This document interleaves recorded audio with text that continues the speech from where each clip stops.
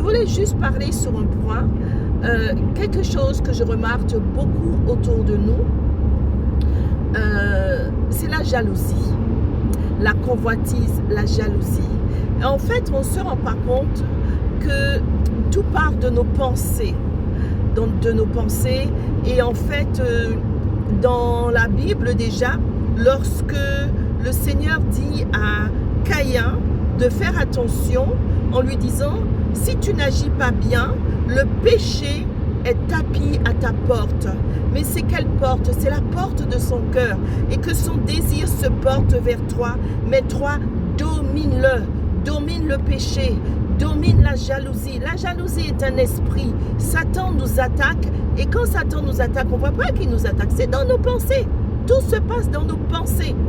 C'est là le champ de bataille, dans nos pensées. Donc, le péché ne doit plus dominer sur nous si nous sommes réellement nés de nouveau. Le Seigneur nous le dit, lorsque nous naissons de nouveau, nous sommes une nouvelle créature. Les choses anciennes sont passées. 2 Corinthiens 5, 17.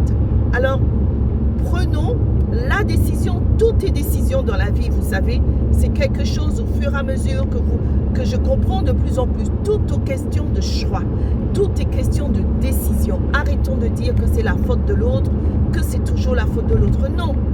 Tout dans la vie, tant que pour moi, que pour les gens qui sont autour de moi, et que même pour les gens qui ne sont pas des enfants de Dieu, tout est question de décision.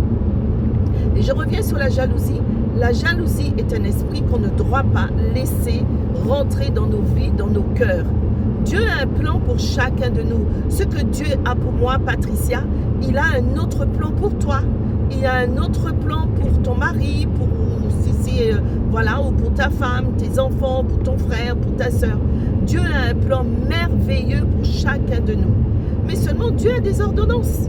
Il nous donne, il a ses lois, il a ses principes. Vous voyez quand il dit à Caïn, attention Caïn, le péché est à ta porte, ne le laisse pas la porte de ton cœur. Mais Caïn, il n'a pas obéi parce qu'il enviait Abel.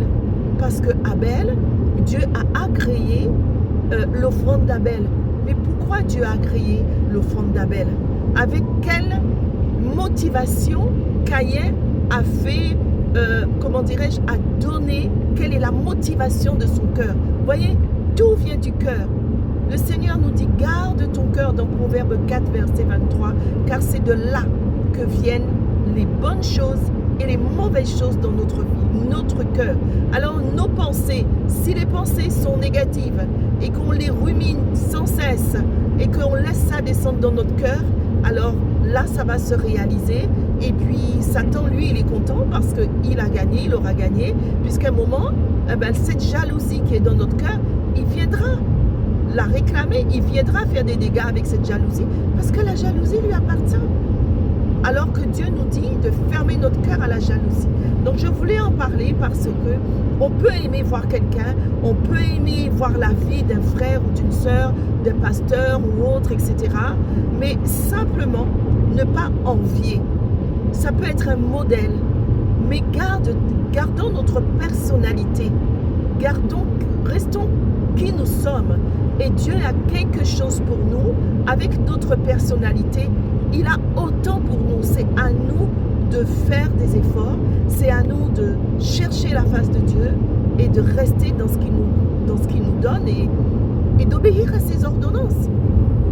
Pourquoi lorsque nous allons chez le médecin qui est un homme, qui n'est pas Dieu, on a un problème, il va nous donner une ordonnance, on va sortir de chez lui, on va aller au laboratoire ou à la pharmacie et on fera ce qui est écrit. On va obéir à cette ordonnance parce qu'on veut guérir, on veut la solution.